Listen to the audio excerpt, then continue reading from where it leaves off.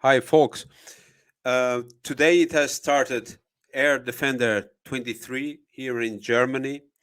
It will bring together the aviation of 25 countries of NATO member countries and will be held here in the airspace from Germany, Czech Republic, Estonia, and Latvia, a little bit of Holland, I think, and comprehends 10,000 men to 220 aircraft. And this is something that normally doesn't concern too much. There are normal NATO drills every year. In this season, in the summertime, it is normal this kind of exercises. But this year, this matches with what is happening in Ukraine, and also it coincides with the counteroffensive by the Kiev regime in the areas that were previously occupied by the Russians. So some analysts tell that this could be stay behind operation.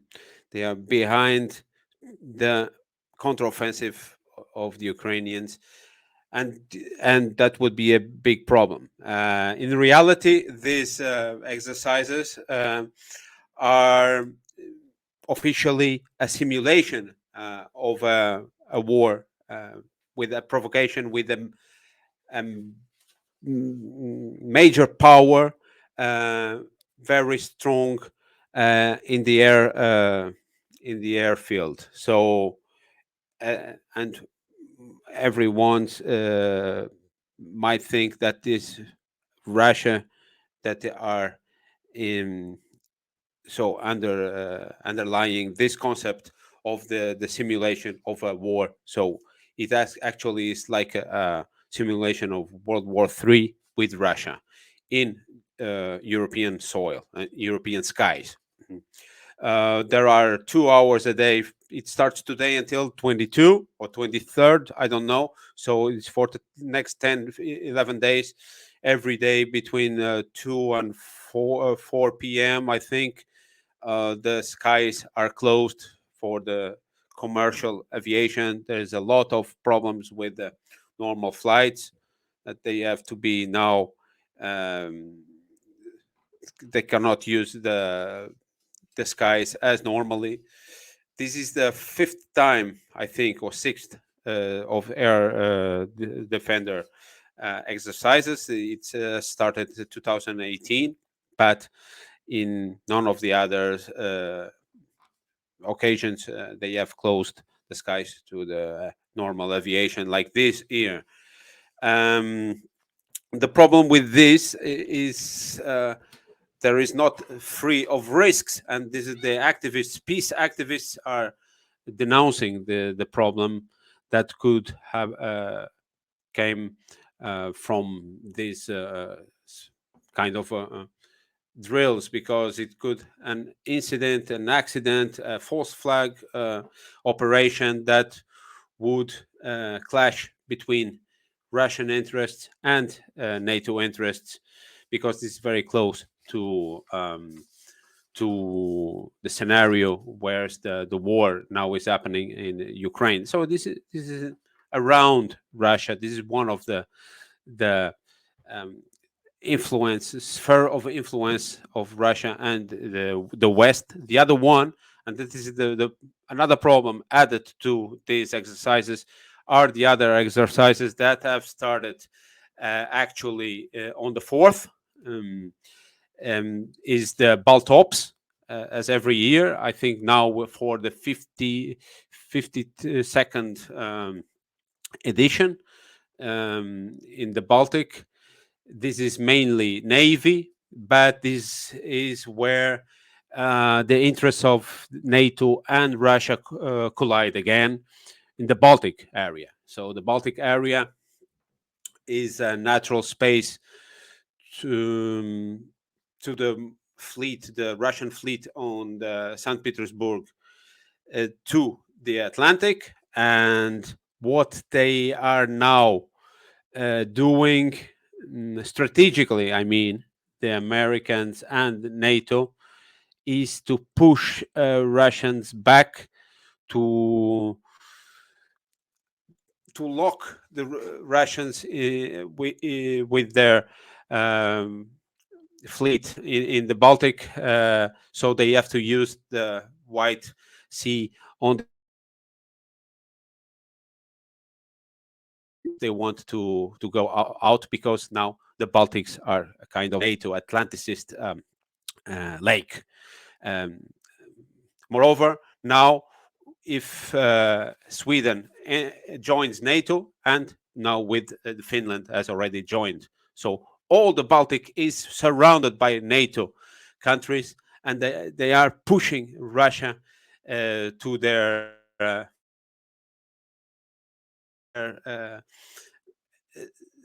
to inside to Asia. They are pushing Russia to Asia, not leaving any escape to West, and that's why I think they want to do the same in the Black Sea. They have a problem because in the Black Sea you have the Black Sea Fleet since the I think Katerina, the Tsaren.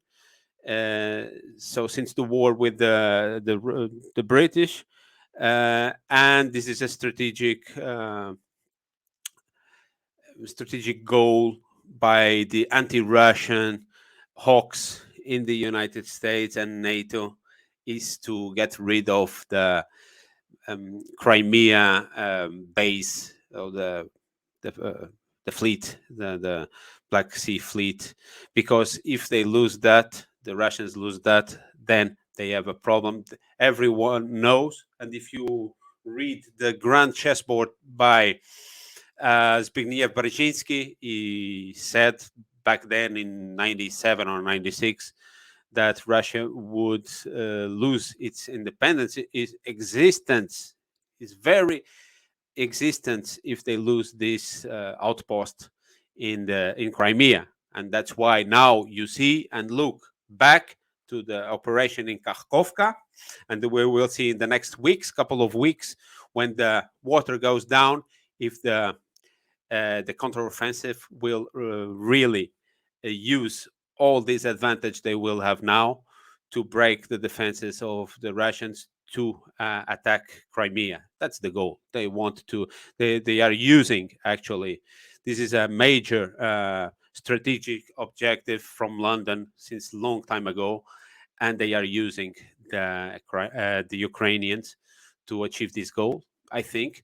Well, this is the other scenario, the Black Sea Fleet. But right now, until the end of this week, on the 16th, we have the Baltops. Don't forget that Baltops last year was used um, to make the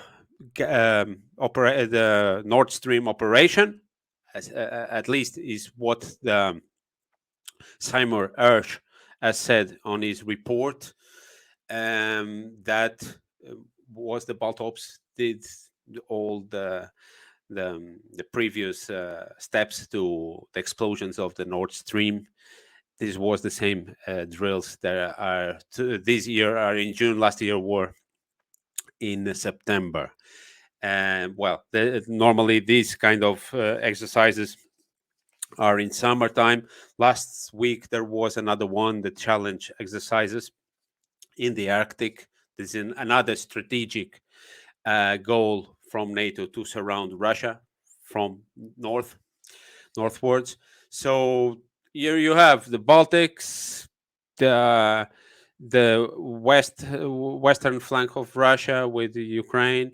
Now they will try for sure something in the Black Sea and the Crimea. I think it's quite clear what is happening here, and this looks no good. Even though there are, I think, in this what they normally call the deep state, or deep forces inside all these Atlanticist consensus. There are different forces struggling. There are also some initiatives to trying to approach to Putin. There was this German Chancellor Olaf Scholz said again for the second time in a week or in 2 weeks that he wants to talk with Putin. Nobody told him that Putin maybe doesn't want to talk with him. But this is, as I said, a week ago or so, that the Americans or whoever wants to de-escalate with Russia, they cannot use the Americans or the British to say, "Hey, Putin, we don't want a war with you." They are using the weaker part, the weaker link in this relation, which is Germany, because it has no weapons and it has no nuclear weapons.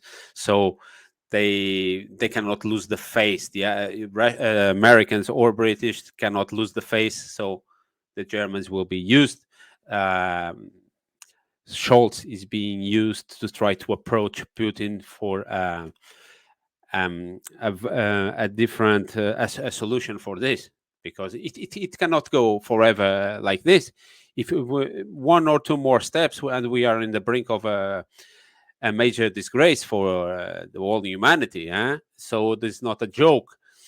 So maybe we are seeing two different forces here. One that is being more realistic and trying to to make a deal, and the other one that is trying to escalate, or at least rhetorically showing strength and force, like these operations right now, which is, as I said, normal every year that these kind of exercises take place.